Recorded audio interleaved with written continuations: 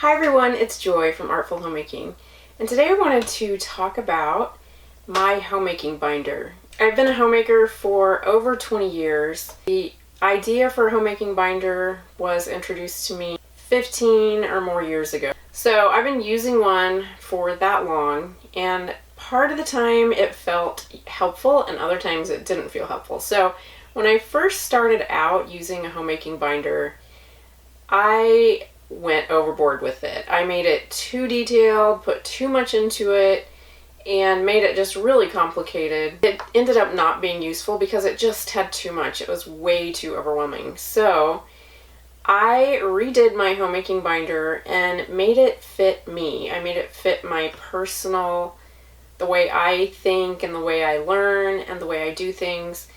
And I made it so much simpler. Making it simple makes it so that I actually use it. So I wanted to share with you and show you my homemaking binder. This is my binder, and I found this binder on Amazon, and I'll put a link to it if it's still available.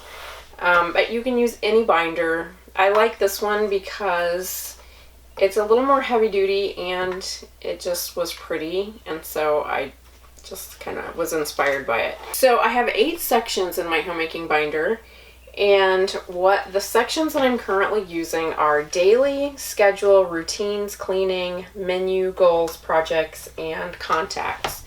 And these are very simple. This is a pretty big binder, and as you can see, I don't have it full of paper.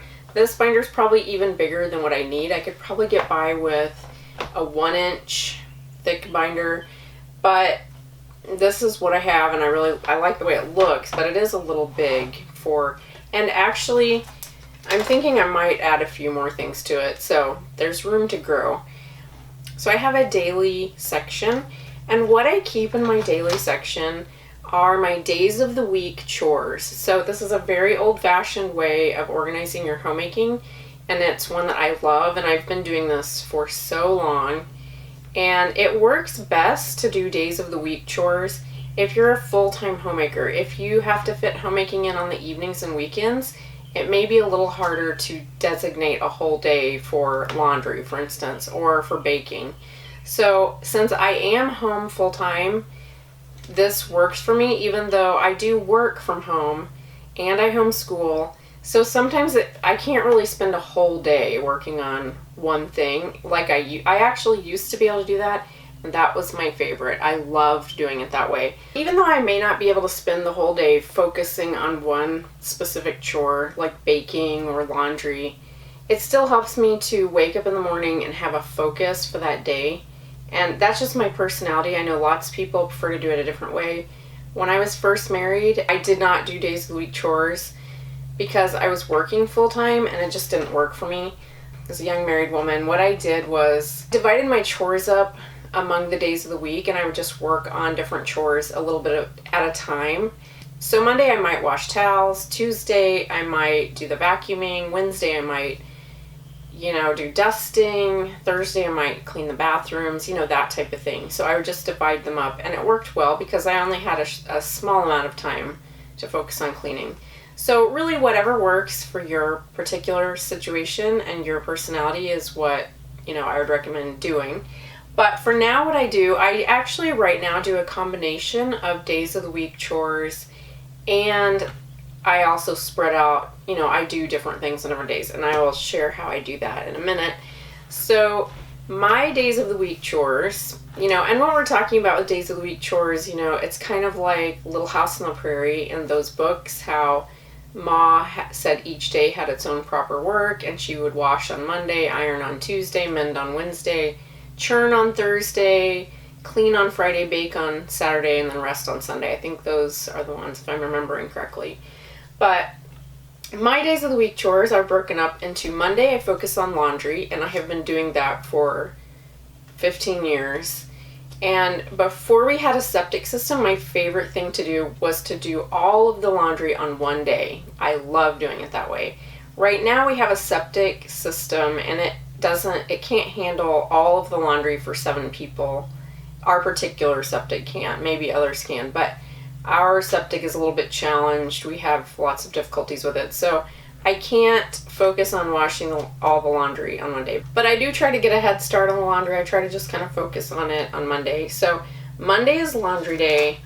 Tuesday is errand day, and that's the day that if I have any errands to run, I do those. And also in the past, if I have homeschool classes for my kids or lessons, I try to schedule those for Tuesday. So that's errand day. Wednesday is baking day. I've always had Wednesday be kitchen or baking day, and that has just worked out for me. Thursday is declutter and organize day. I just try to focus on a small or large decluttering or organizing project on that day. And Friday is cleaning day, and my family has been cleaning on Friday for over 10 years.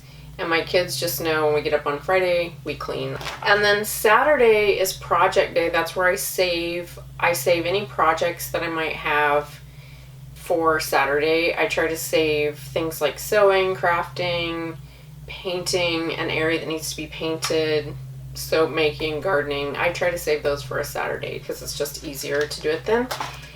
And my husband works on Saturdays, so we generally don't do anything special as a family on Saturdays unless it's in the afternoon or evening because my husband's working. So it works well for me anyway to have a project to do, so that's when I plan to do those things. And Sunday is planning and rest day. So Sunday I try to look over the plan for the coming week and also have some time to rest. Then for my schedule section, just put a copy of our family schedule. And then the next tab is cleaning. So I have an actual cleaning schedule. Even though I have a cleaning day on Friday, that's where the whole family, the kids, and I focus on cleaning.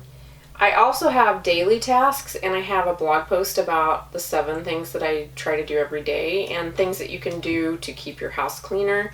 Those 7 daily tasks are make the bed, do 2 loads of laundry, wash dishes after each meal, wipe down countertops, clean out kitchen sink, 10-minute pickup and declutter, and sweep the kitchen floor. If you do those 7 things, your house will be at least a little bit cleaner. So I have that at the top of the page, and then I have my weekly tasks.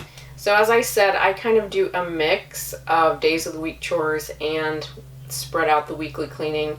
So for instance, Monday, I focus on washing kitchen towels and sheets and my personal laundry, like hand wash type of things.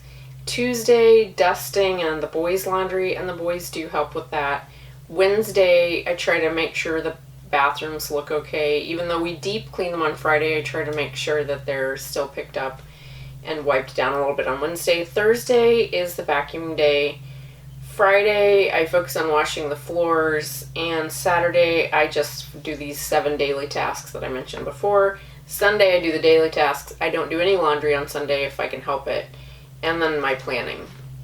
So that's kind of involved, but that's how I do that. And then I have a section for our menu, and I have a master meals list where I keep food a list of meals that I know that we all like to eat, just to give me an idea when I'm doing menu planning of what I should focus on, and just, if my brain is just kind of a blank when I think about the menu, this gives me something to go by. And then I have a master lunch list, a master breakfast list, a master snacks list. Then I have a section for goals, and I just have a list of the goals that I'm working on for this year. Not very many, because I can't really get to that many even in a year's time. These are just ones that are important to me.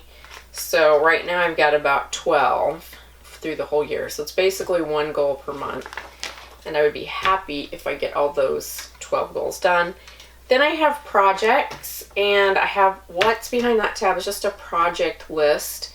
And I have a 2020 projects and ideas list. These are things I'd like to get done, like painting tasks and creative things, DIY things I'd like to do. And so if I'm ever thinking on Saturday on my project day, is there anything that I need to do, I can check that list and see. And then this last section is just contacts. And I just have some people that I write to regularly. My mom, my mother-in-law, my grandmother, and my brother-in-law, my sister-in-law, and my brother and his family. I have their addresses in here. That's just so that I don't have to go to the trouble of looking it up in another place. So That's just a quick overview of my homemaking binder. And if you're interested in setting up a homemaking binder, I do have a blog post to go with this video, and I will link it below in the description box. I would like to know in the comments if you use a homemaking binder, if you think that's something that would be helpful. And I would just like to know if, you know, if you're like me, if you enjoy it, or if you don't really find it that helpful. And if you have any questions, shoot those at me.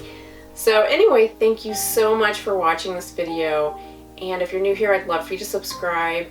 And I will see you in the next video. I hope you have a great day.